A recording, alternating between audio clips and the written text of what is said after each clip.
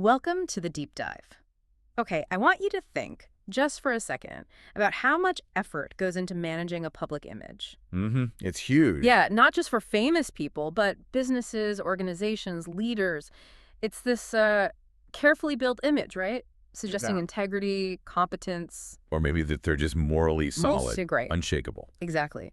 So, how do some manage to look so pristine, even when really difficult, messy stuff is happening around them? That's the million-dollar question, isn't it?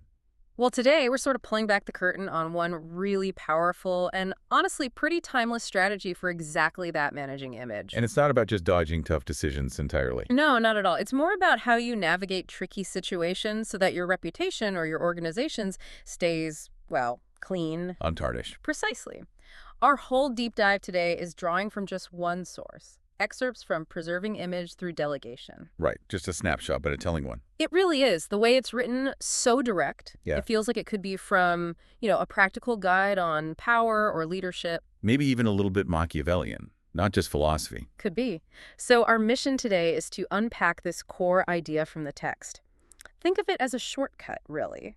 A shortcut to understanding how certain people or groups manage to distance themselves from potentially damaging stuff. Yeah, creating that distance. It's all about perception, responsibility, and that subtle art of strategic avoidance, keeping up that flawless appearance. That facade.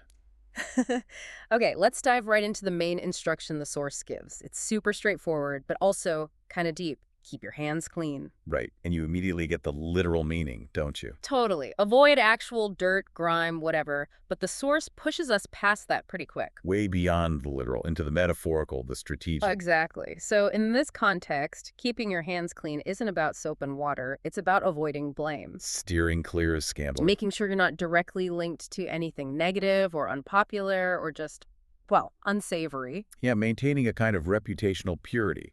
It's about appearing uninvolved in the messy bits. Appearing uninvolved, that's a good way to put it. And what's really interesting is just how powerful that metaphor is universally.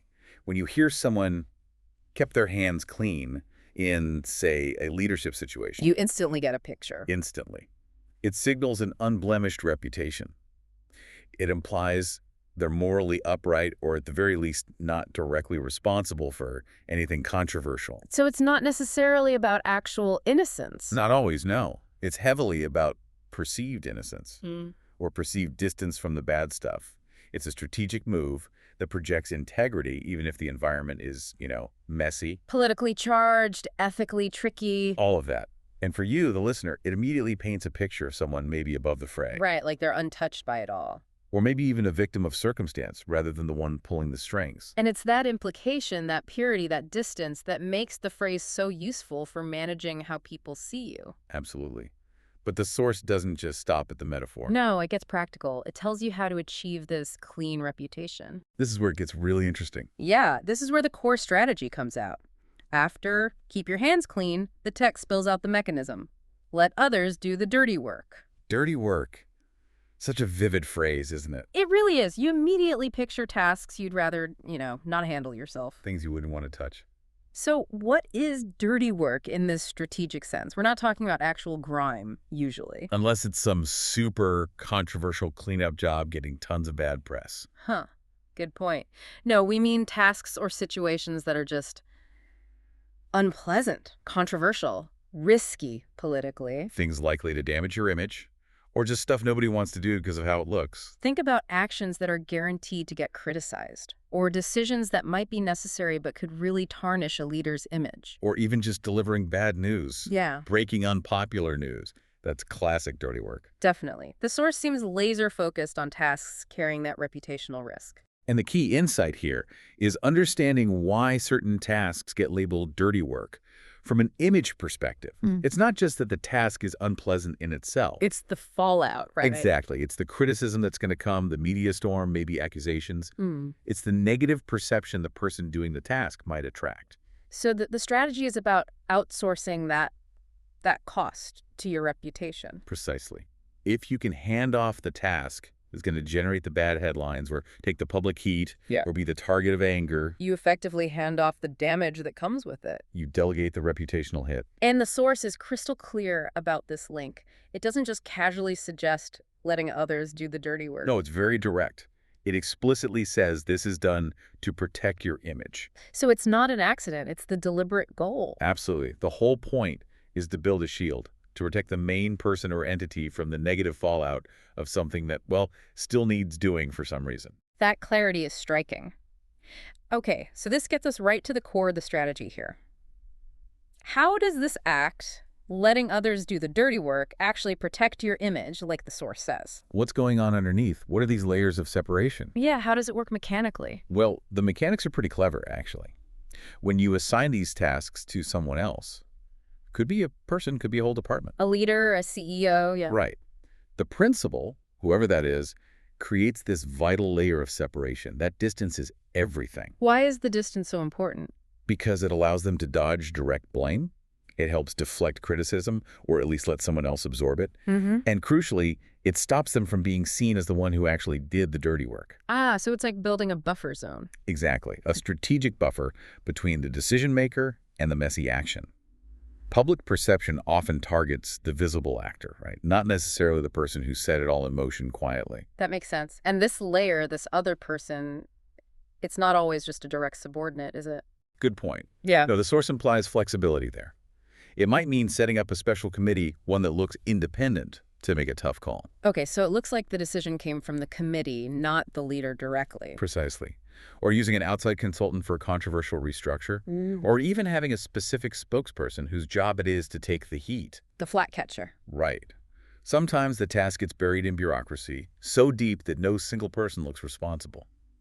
The kind of other depends on how dirty the work is and how much distance you need. That's a really key distinction. So these others aren't just accidental fall guys. They can be chosen very deliberately. Oh, absolutely. Chosen instruments. What kind of characteristics might they look for in these instruments? Well, the source doesn't spell it out, but you can infer a certain pragmatism.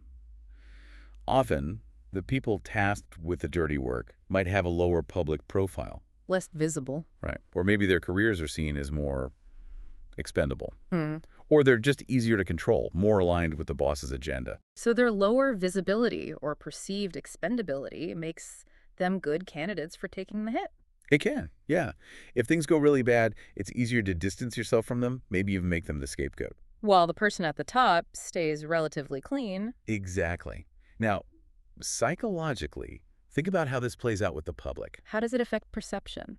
It really fosters that image of being above the fray, untainted by the nasty realities, maybe even genuinely unaware of the less pleasant side of things. So if you're always the one making the big positive speeches, the inspiring announcements. All the tough stuff, the budget cuts, the policy changes people hate, the layoffs gets handled by others. Your public image stays pretty polished. Totally. You look like the visionary, the idealist. Mm-hmm. Someone else is down in the trenches getting their hands dirty with the messy, unpopular necessities. It's a very effective way to build up a benevolent public image. Wow. It really makes you start to question things when you see a public figure who just seems perfectly polished all the time, doesn't it? It absolutely should have. So what does this mean for you, the listener, for how you understand leadership or PR or just how power works?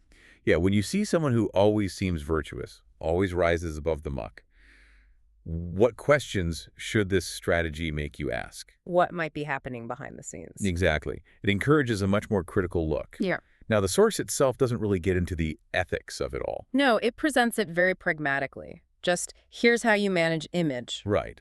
But for us, understanding it definitely raises questions about the human cost, the potential for using people, what happens to trust if this stuff comes out. And that's the risk, isn't it? The whole thing relies on keeping up appearances. The source tells you how to delegate, but what happens if that separation gets exposed? Does it talk about the risks? Not directly, no. It focuses on the how-to, but the strong implication is that the illusion has to hold. Right. Because if that link becomes obvious, if everyone sees the delegation was just a smokescreen, Then the whole strategy backfires badly. probably causing way more damage than if the leader had just owned the decision up front. The public feels tricked, manipulated, trust just evaporates. So even though it's not spelled out, you can see that careful messaging, managing the story. That's got to be part of it, too. Implicitly, yes. Controlling the narrative to keep that buffer zone looking solid and believable. It's such a direct instruction in the source. Keep your hands clean. Let others do the dirty work to protect your image. It's not just an observation. It's presented as a functional relationship. A cause and effect. A blueprint, almost. Yeah, a blueprint. Yeah. So let's pull this all together. What's the big takeaway for you, the listener, navigating this world full of spin and carefully crafted images? Well, when you connect the dots, this dive into just a short piece of text reveals a really basic and probably ancient tactic in managing image. It's fundamental. It is. It shows that keeping a positive public image isn't always about never doing difficult or unpopular things. Sometimes, maybe often, it's about strategically making sure someone else is seen to be doing them. Taking the fall or just taking the heat? Exactly. And understanding that encourages a much more critical eye. When you look at public figures or organizations, you start looking beyond the shiny surface. Questioning the hidden machinery of power? Right. And that understanding can provide a real aha moment. It helps you decode situations where someone or some group manages to stay looking pure and virtuous. Even when they're connected to really challenging or controversial stuff. Yeah. Ethically murky outcomes even. You start to see the strategic distance, the delegated responsibility. You see how that perception is actively managed. You start looking through the layers. Asking not just what happened, but who got to look clean while it was happening. And that brings us towards the end of this deep dive. We've unpacked this really concise but insightful strategy from preserving image through delegation. That deliberate act of letting others handle the dirty work. All is a direct way to keep your hands clean and ultimately protect your image. It's a powerful lesson in, well, the art of perception. And the strategic use of responsibility. Or irresponsibility, depending on your view. So here's a final thought for you. The next time you come across a person or an organization with that remarkably spotless public image, The kind that seems untouched by any negativity or controversy. just pause for a second and maybe ask yourself this question. Who might be doing the dirty work behind the scenes that lets them keep up that flawless facade? And maybe, at what cost to those doing it? A sobering thought to end on. Thank you for joining us on the deep dive. We'll be back soon with more.